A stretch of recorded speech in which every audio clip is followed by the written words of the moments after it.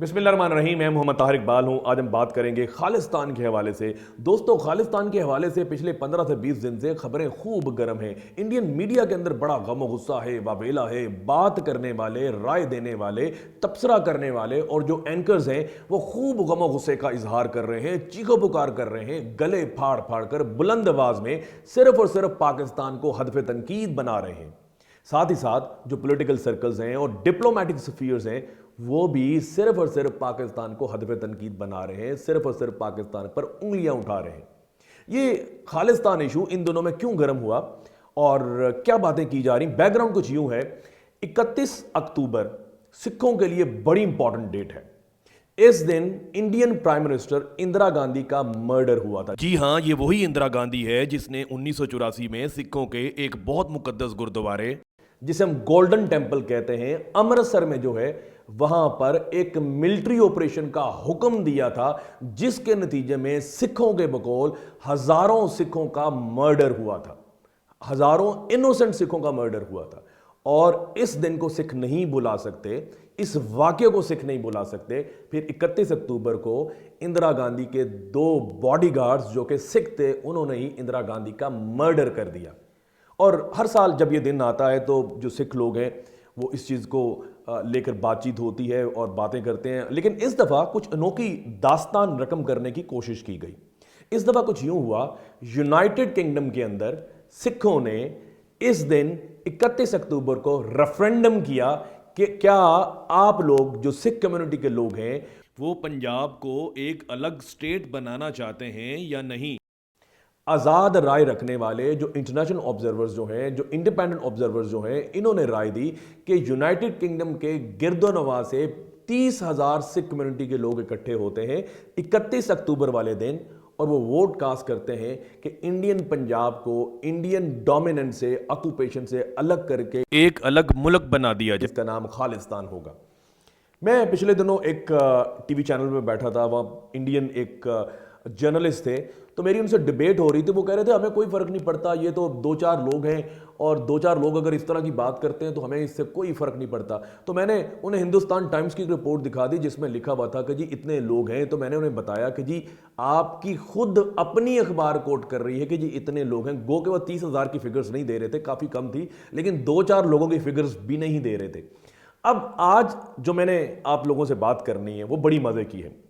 अभी अभी हिंदुस्तान टाइम्स ने एक रिपोर्ट छापी है। रिपोर्ट का टाइटल कुछ यूं है, India strongly takes up Khalistan referendum with UK, और टाइटल के नीचे इंडिया के national security adviser Ajit Doval की एक तस्वीर है। उस तस्वीर में उन्हें बड़ा गुस्से में दिखाया जा रहा है यूके कि वो उंगली खड़ी कर कर यूनाइटेड किंगडम को कोई धमकी दे रहे हो। उनकी तस्वीर के नीचे बात कुछ यूं लिखी गई है कि इंडिया के national security adviser United kingdom के नेशनल सिक्योरिटी एडवाइजर को इंडिया के ये कंसर्न्स कम्युनिकेट करते हैं कि मोदी हुकूमत को बड़ा गुस्सा है।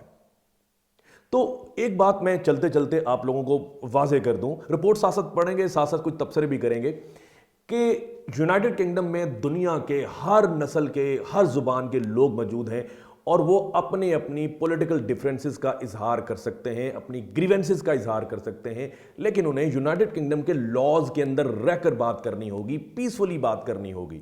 इन लोगों ने भी पीसफुल प्रोटेस्ट लॉन्च किया और कोई गड़बड़ नहीं की, लेकिन इंडियन मीडिया के अंदर इनके बारे में इन्हें टेररिस्ट भी कहा गया, इन्हें डिसरप्टर भी कहा गया और बहुत सारी ऐसी बातें जो इन पीसफुल प्रोटेस्टर के ऊपर थोप दी गई। लेकिन दोबारा रिपोर्ट की तरफ आते हैं। इस रिपोर्ट में एक बात का इजहार किया गया कि ये जो लोग हैं ये बहुत थोड़ी सी तादाद में हैं।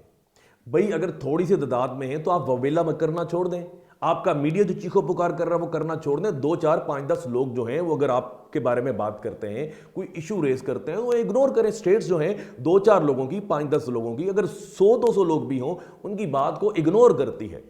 मैं पिछले दिनों एक टीवी चैनल में बैठा था तो इंडियन एक जर्नलिस्ट थे, उनसे मेरी बातचीत चल रही थी और वो मुझे ये कह रहे थे बिल्कुल यही बात जो कि हिंदुस्तान टाइम्स में लिखी कि ये बहुत थोड़े से लोग हैं।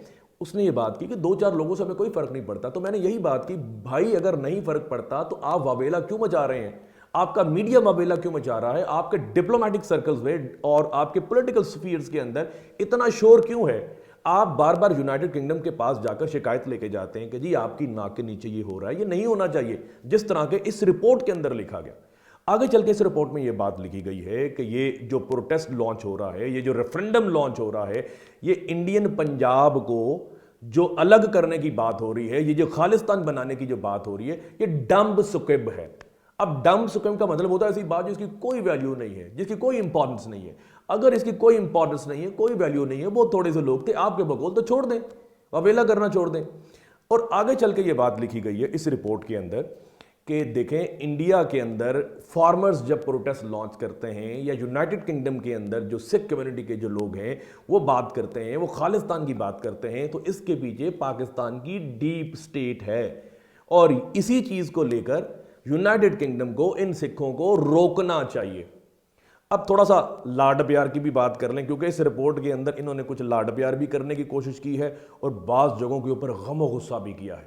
لاڈ پیار اس طرح سے کہ وہ بات کرتے ہیں کہ دیکھیں جی ہمارے یورپی یونین کے ساتھ بڑے اچھے تعلقات ہیں، لیکن آپ کے ساتھ بھی ہمارے اچھے بڑے تعلقات ہیں، لیکن کچھ معاملات کے اوپر آپ جو ہیں ہم سے صرف نظر کرتے ہیں، ہمیں اگنور کرتے ہیں اور دوسری کمیونٹیز کا ساتھ دیتے ہیں۔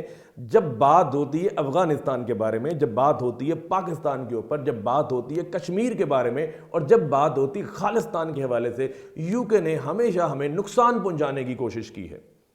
اور آخری پیراگراف اس طرح سے ہے کہ جب کشمیر کا ایشو ہوا، جب 2019 کو 5 اگست کو انڈیا نے آرٹیکل 370 اور 35A یونیلیٹرلی سکریپ کرنے کی کوشش کی، اس صورتحال میں بھی یونائٹڈ کنگڈم نے پاکستان کا ساتھ دیا تھا۔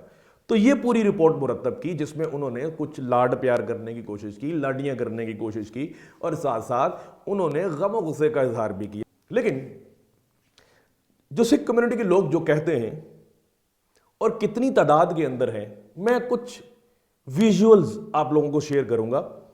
آپ نے خود اپنے تئیں ایک ذہن بنانا ہے یا گیس کرنے کی کوشش کرنی ہے یا کسی کنکلوژن پر پہنچنے کی کوشش کرنی ہے کہ یہ لوگ کیا کہہ رہے ہیں۔ تو اس کو سکھ فار جسٹس جو ان کی تنظیم ہے وہ یہ لے کے چل رہی ہے پوری کمپین، جس کو 2019 میں انڈیا میں بین کر دیا گیا۔ اب اس کمپین کو جو لیڈ کر رہے ہیں گرپریت سنگھ، وہ کیا رائے رکھتے ہیں، وہ کیا بات کرتے ہیں، کس طرح ان کے اوپر ظلم کیا گیا اور کس طرح ان کی ریلیجس آئیڈینٹی کو ختم کرنے کی کوشش کی گئی، کس طرح سے انہیں اکانومیکلی ڈپرائیو کرنے کی کوشش کی گئی، اور کیا ان کا موقف ہے، وہ ذرا آپ لوگ سن لیجئے۔ Golden Temple, there were more than 10,000 Sikh pilgrims who were killed and butchered to death in the cold blood. And the international media wasn't allowed at that time in Punjab. They were moved out of the Punjab. And the persecution started from June 1984.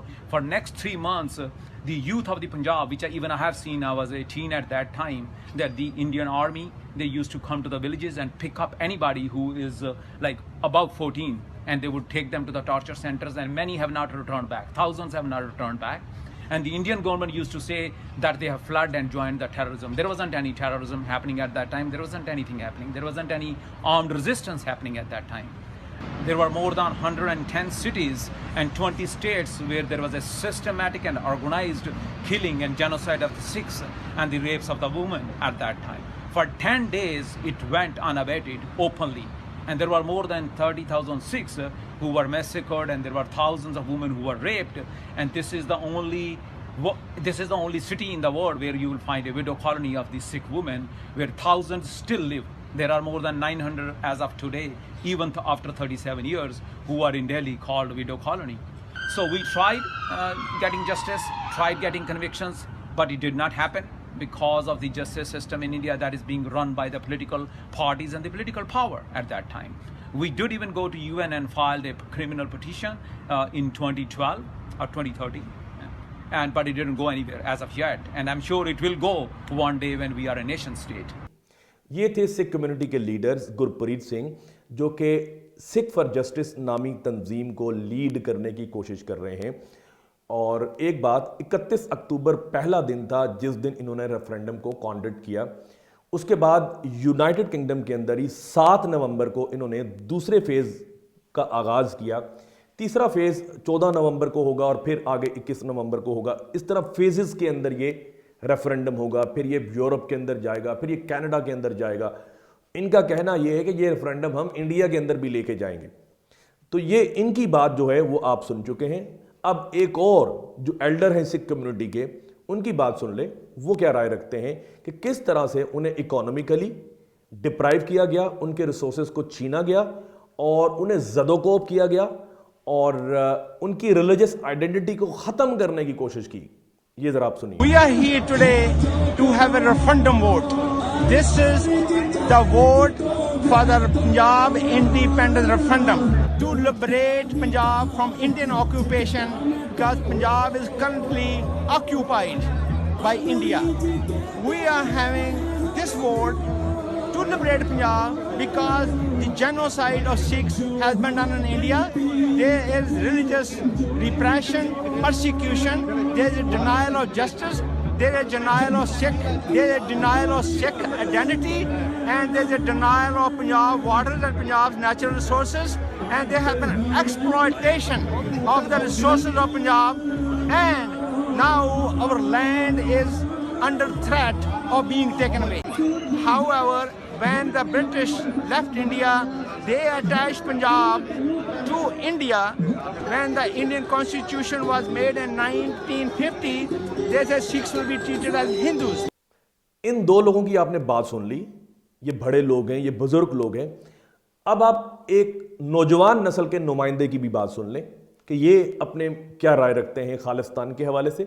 اور اس میں ایک لفظ بولتے ہیں کہ ہم نے بڑی کوشش کی کہ انڈیا کے ساتھ ہم رہ پائیں، لیکن انڈیا ہی نہیں چاہتا کہ ہم لوگ جو ہیں انڈیا کے ساتھ رہ پائیں. ہم لوگوں پر اتنے ظلم کے پہاڑ توڑے کہ اب ہم فیصلہ کر چکے ہیں کہ ہمیں خالصتان بنانا ہے.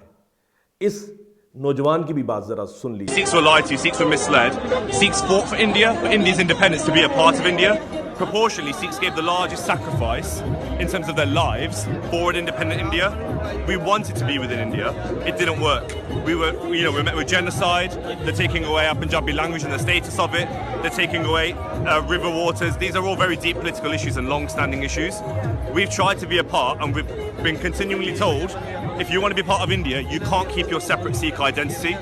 As people that have fought the hardest for India, you've got to understand it must take a lot for those people that sacrifice the most to then all of a sudden want a sovereign separate homeland. But that's what we're here for, because it's just not worked. We want to be separate from the Indian state, from the Indian government and the Indian administered state. اب آپ تین لوگوں کی باتیں سن چکے ہیں. اب تھوڑی سی بات ایک بڑی عمر کی ایک خاتون ہے کہ وہ کیا رائے رکھتی ہیں، یونائٹڈ کنگڈم کے اندر موجود ہیں، اس ریفرنڈم کے اندر حصہ لے رہی ہیں. ذرا ان کی بھی بات سن لیجیے. And if we have a freedom and we have our own land, everybody can be happy. It doesn't matter what race or what caste it is. So everybody has a right. This is why we are here, because we're sort of a small minority and we're not accepted. So we want our Khalistan and we want everybody to be happy. ان سب لوگوں کی آپ نے باتیں سنی، بزرگوں کی باتیں سنی، نوجوان نسل کی باتیں سنی، خواتین کی بات سنی. اب ایک موقف جو انڈین میڈیا کا اور انڈیا کے ڈپلومیٹک سرکل کے اندر یہ جو بات پھیلائی جا رہی ہے، ڈسامینیٹ کی جا رہی ہے، وہ یہ کہ یہ بہت تھوڑے سے لوگ ہیں. یہ ذرا آپ دیکھ لیجئے کہ تھوڑے سے لوگ ہیں یا کتنے لوگ اس ریفرنڈم کے اندر حصہ لے.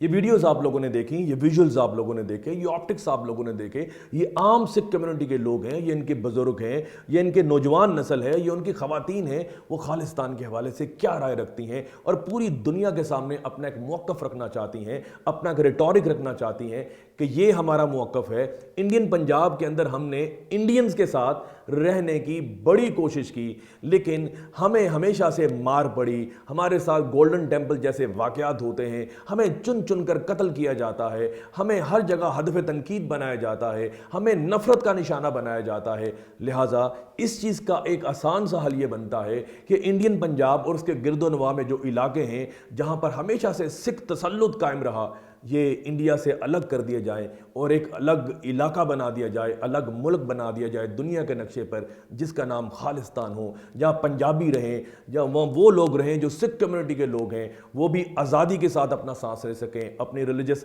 جو رسومات ہیں وہ ادا کر سکیں. ابھی تک تو یہ کچھ ہوتا ہے کہ انہیں ہندوؤں کے ساتھ مرج کر دیا جاتا ہے, ان کے سول لاز جو ہیں وہ بھی ہندوؤں کے ساتھ مرج کر دیے جاتے ہیں, جس پر ان کے اندر غم و غصہ ہے. جو لوگ انڈیا کے اندر رہتے ہیں وہ بھی, ان کے اندر بھی دبی سی چنگاری موجود ہے, لیکن کوئی نہ کوئی مصلحت ہے, کسی نہ کسی ایسی جگہ پہ ہیں جہاں وہ نہیں بول سکتے, لیکن وہ بھی سوچتے ہیں, سمجھتے ہیں, اپنی نجی محافل کے اندر اس چیز کا اظہار کرتے ہیں کہ خالستان بننا چاہیے. اپنی اگلی ویڈیو میں اس ٹاپک پہ لے کے آؤں گا کہ سکھوں کے اندر جداگانہ تشخص کی اویئرنس کب اور کس طرح سے کریٹ ہوتی ہے, اور یہ کب ریئلائز کرتے ہیں کہ ہمارا بھی ایک الگ دیس ہونا چاہیے. میرا موقف یہ ہے, اس حوالے سے جو میں نے اسٹڈی کی میں آپ کے سامنے لے کے آؤں گا, کہ پاکستان بننے سے پہلے, پاکستان اور انڈیا بننے سے پہلے, ڈویژن ہونے سے پہلے ہی سکھوں کے اندر ایک جداگانہ تشخص جو تھا وہ موجود تھا, اور وہ یہ خواہش کر رہے تھے کہ ہماری ایک الگ آئیڈینٹی ہے, انہیں ریکگنائز کیا جائے. تو اس حوالے سے ہم بات چیت کریں گے, سکھوں کی پوری ہسٹری لے کے آئیں گے, اور خالستان کے حوالے سے بالخصوص بات کی جائے گی اپنی اگلی ویڈیو میں. اپنے گرد و نواح لوگوں کا بہت سا خیال رکھیے. ملتے ہیں اگلی ویڈیو میں. خدا حافظ.